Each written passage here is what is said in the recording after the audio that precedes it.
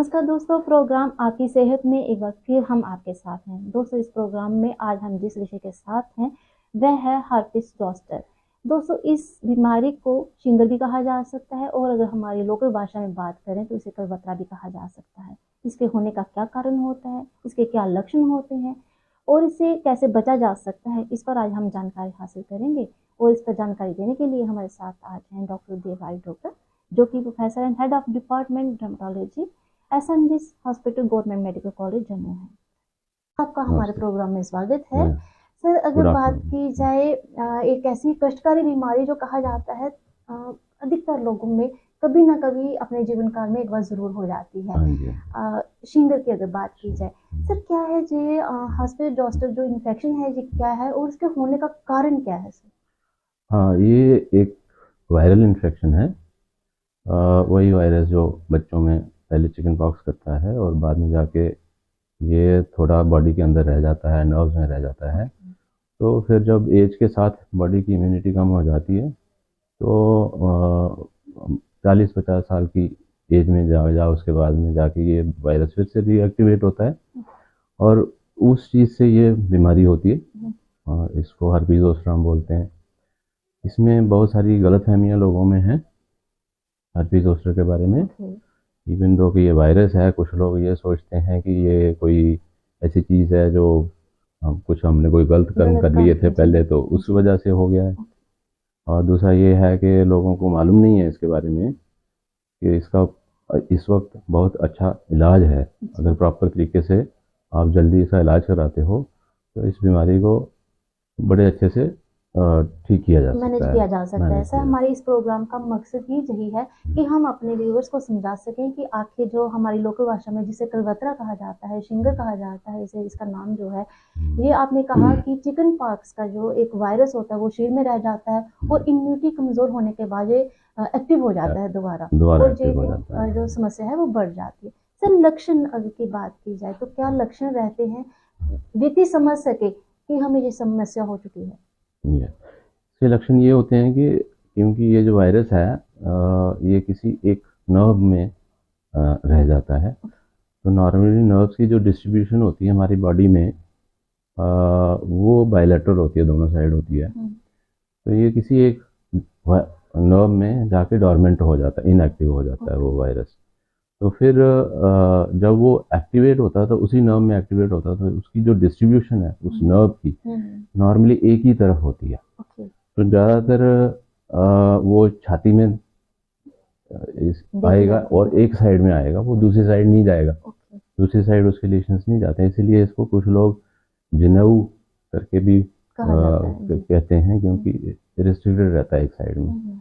तो जब ये शुरू होता है इनिशियल स्टेजेस में तो उस वक्त एक साइड में पेन, दर्द होती है या जलन होती है या कई बार ऐसा पिन प्रिक सेंसेशन होने लग जाते हैं या किसी को लोगों में ये भी हो जाता है कहीं किसी चीज़ ने काट लिया है, कोई कीड़े ने काट लिया या कुछ इस तरह से। तो वो ठीक से समझ नहीं पाते, डायग्नोज नहीं हो पाता कि क्या है। हाँ, खुद उनको पहले अपने हिसाब से असेसमेंट करने में टाइम लगता है।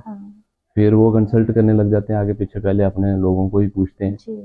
तो इस तरह से करके जो ट्रीटमेंट है या जो डॉक्टर के पास है वो लेट लोग आते हैं।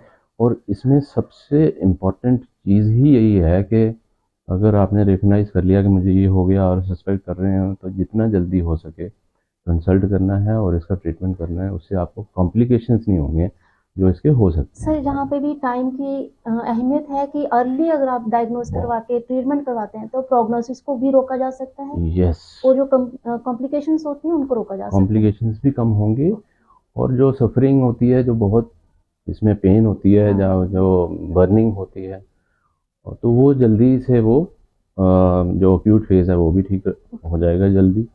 और जो लॉन्ग टर्म जो कॉम्प्लिकेशंस हैं वो भी बहुत रिड्यूस हो जाएंगे या बिल्कुल कम हो जाएंगे। सर, इसका ट्रीटमेंट की अगर बात की जाए तो क्या रहता है, कितने समय तक चल सकता है ट्रीटमेंट? नॉर्मली इसका अगर अर्ली ट्रीटमेंट अगर विद इन 3 डेज मतलब अगर 72 आवर्स के अंदर अंदर अगर आपने इसे रिकग्नाइज किया और डॉक्टर को दिखाया और ट्रीटमेंट अगर शुरू हो गया तो ये 5 से 7 दिन में इसका ऑलमोस्ट क्योर हो जाता है, ठीक हो जाता है बिल्कुल।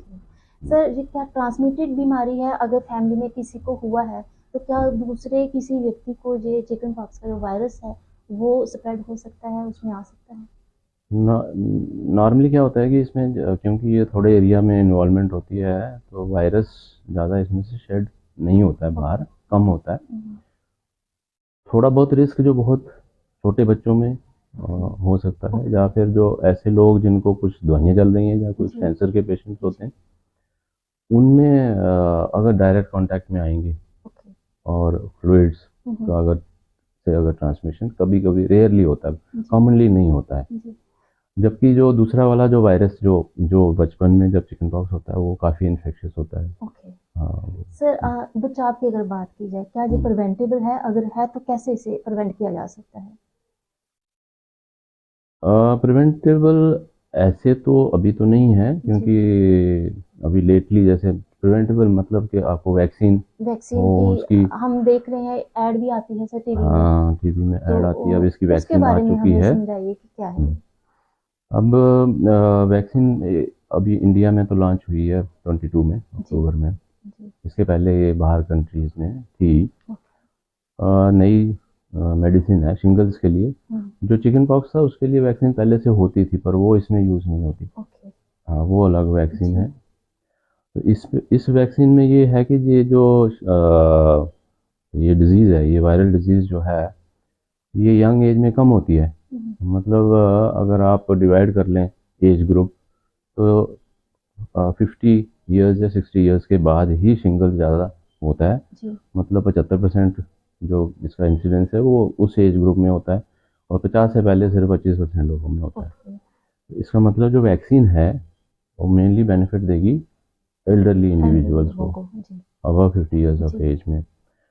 और अगर वो उसके 2 डोजेस लगते हैं, अगर एक डोज लगता है और फिर 2 मंथ्स के बाद दूसरा डोज लगता है, तो इससे ये प्रिवेंटेबल है। ओके। ये रिकमेंड की जा सकती है जिन लोगों को सर चिकन पॉक्स बचपन में हुआ है, जिनको नहीं हुआ है, क्या वो भी लगवा सकते हैं? नहीं, उसका डायरेक्ट इसके साथ रिलेशन नहीं है। ओके। अगर चिकन पॉक्स पहले भी अगर प्रोफाइलैक्टिक तौर पर लगवाई जा सकती है सर? हाँ, क्योंकि इसका जो शिंगल्स है ना, वो 50 साल की एज के बाद होगी ज़्यादातर। अगर यंग एज में होगी तो इतनी सीवियर नहीं होगी, तो उसका तो ट्रीटमेंट वैसे भी हो सकता है।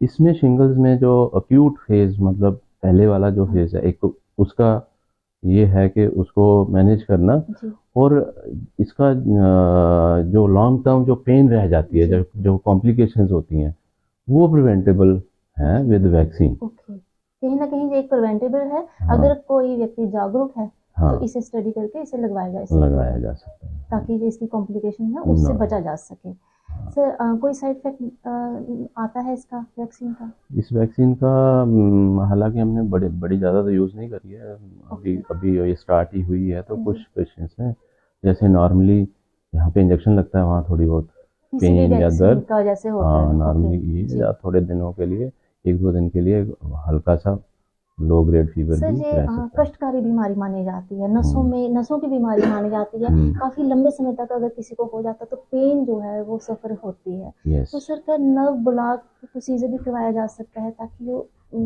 दर्द है उसे रोका जा सके? नहीं, नर्व ब्लॉक तो इसका लास्ट रिसोर्ट है। पेन को मैनेज करने, पेन मैनेजमेंट के लिए।